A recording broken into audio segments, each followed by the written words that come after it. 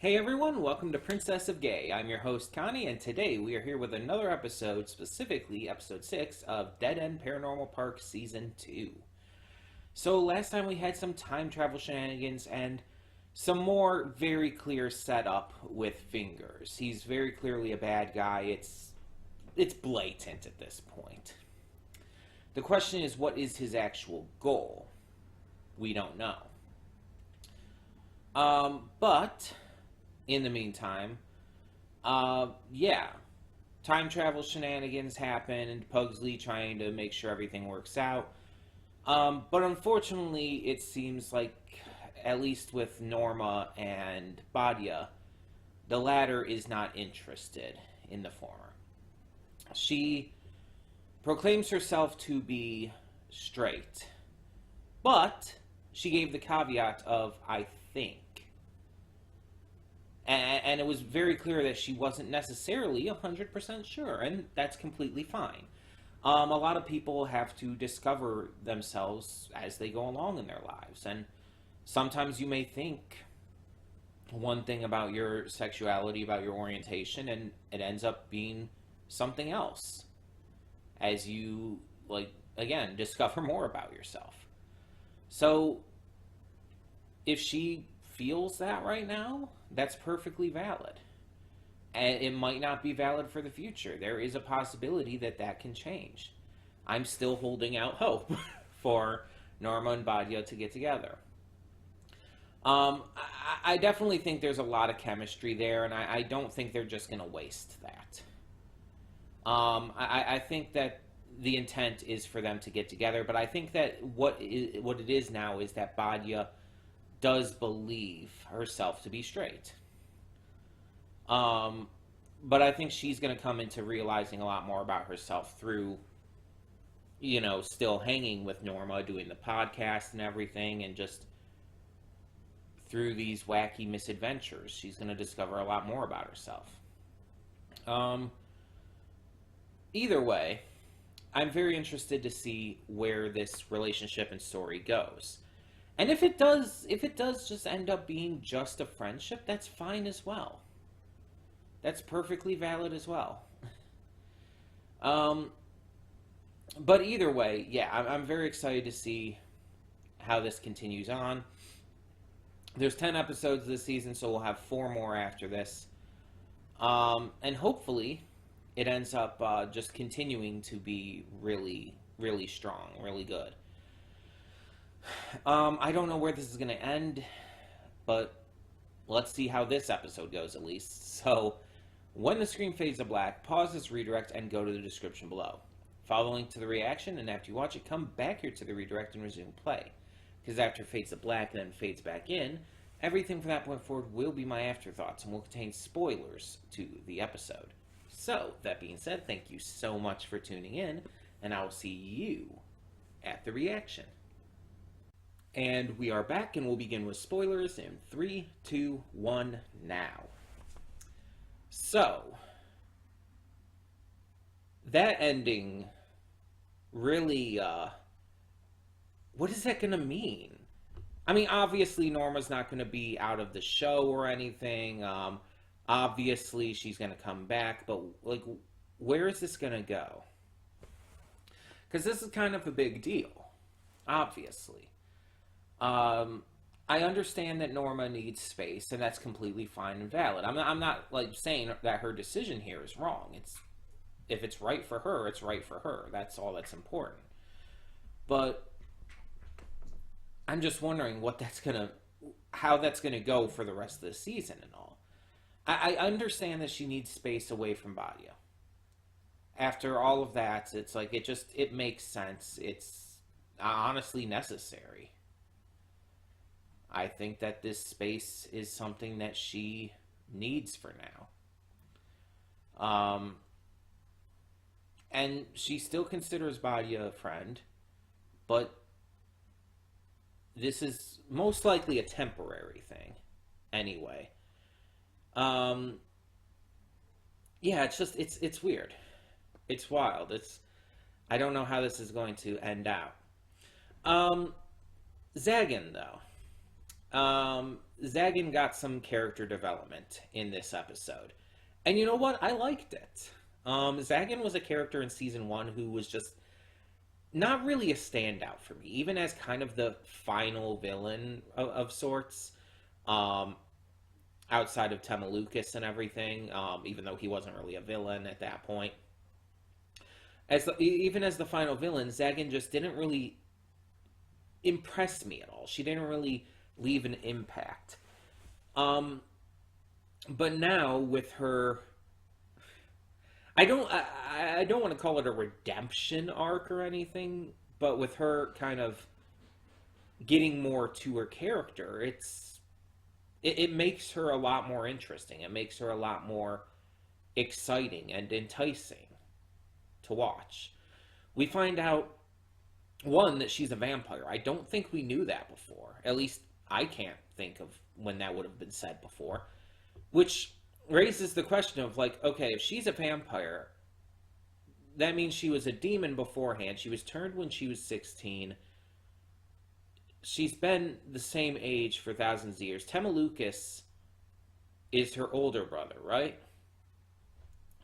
And I assume they would normally live that long anyway, but it's the fact that she's physically and everything the same as she was back then because of not aging and all. It just raises a lot of interesting questions about the family and all. And she mentioned at the end of season one their mother, I believe it was mother. It's like, I want to see the rest of their family now. But yeah, so Zagan's a vampire. She's been a vampire since 16. That's when she was turned. And she hates her birthday parties because it's grown old for her. She hates that she isn't growing up. And she feels that being forced into this by her friends every year, as well as the clinginess of her boyfriend, is just it's suffocating her. And it's like, this is good development. This is genuinely really good development. It makes her kind of sympathetic, but even outside of that, it makes her feel more like a character than just a mindless threat for our enemies to face down. Well, not mindless, but you know what I mean. So I really enjoy that. And also, we kind of can get confirmation here that she's queer as well, which is not a surprise. I mean, a lot of characters in this show are queer because, you know, queer creator and everything.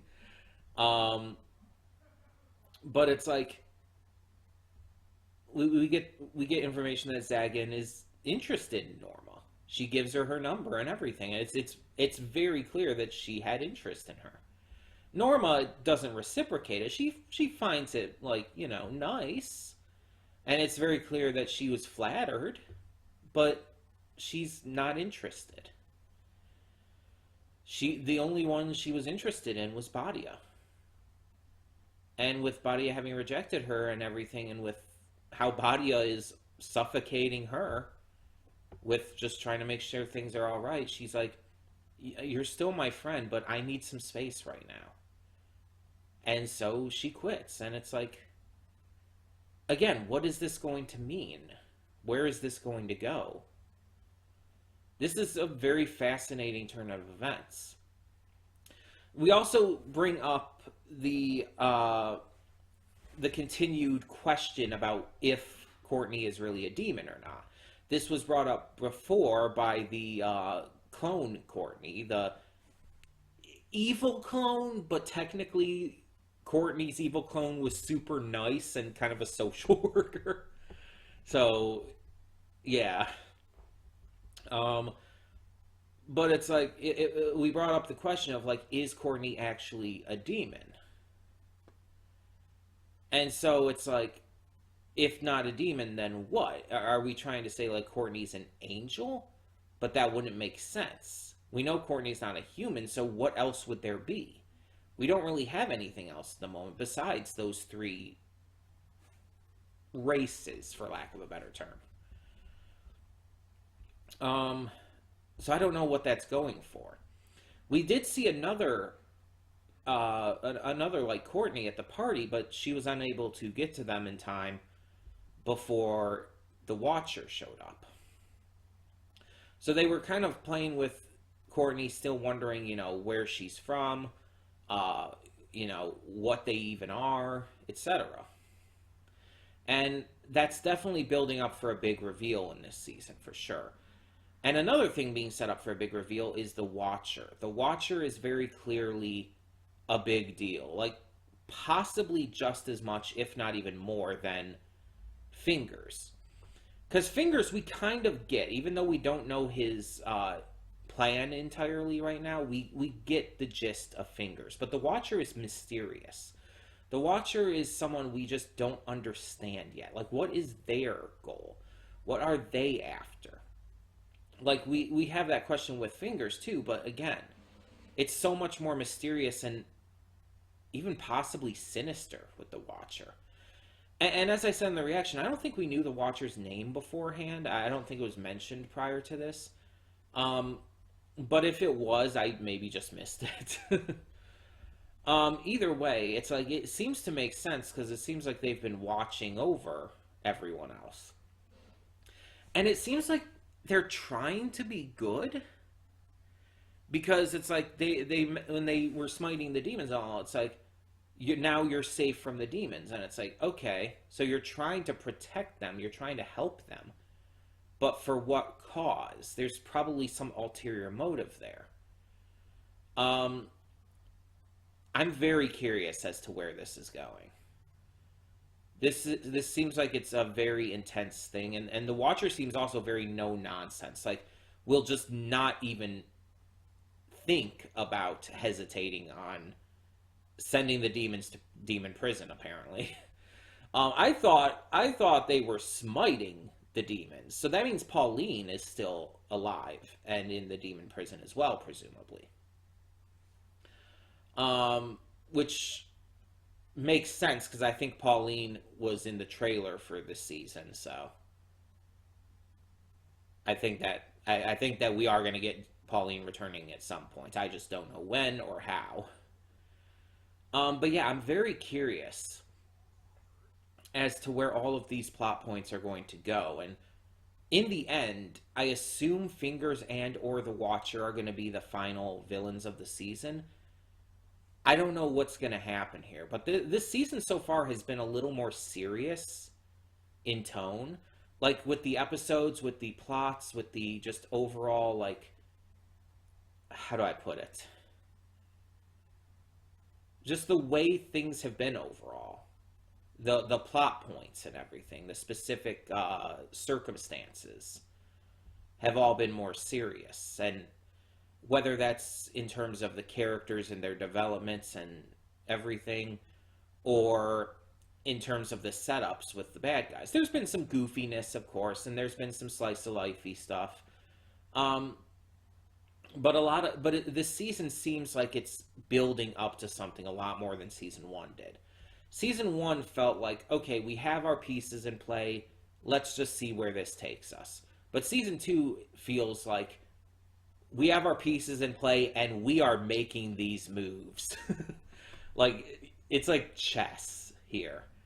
All of these moves are leading up to a big checkmate, and I don't know what that's going to be, but it's definitely it's definitely got me concerned, if I'm being honest. Um, I don't know where this is going to end or how this is going to end or what's going to happen. So I'm very, very excited to find out. This series continues to be fantastic. The representation is continuing to be amazing. It's just it's just great. It has good lore, it has great characters, it's so enjoyable.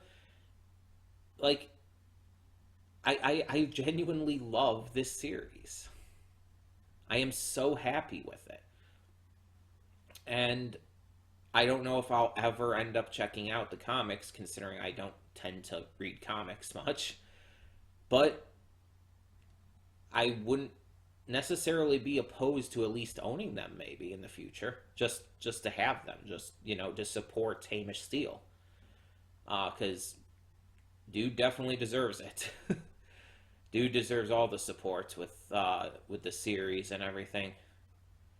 And I know the comics are a little different, and you know this is an adaptation of sorts based off the comics, but still, it would be cool at least to own, just again for the support.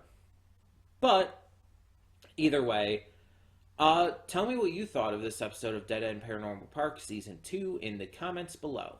And thank you so much for tuning in. For now, though, I'm Connie and I'm signing off. See y'all next time.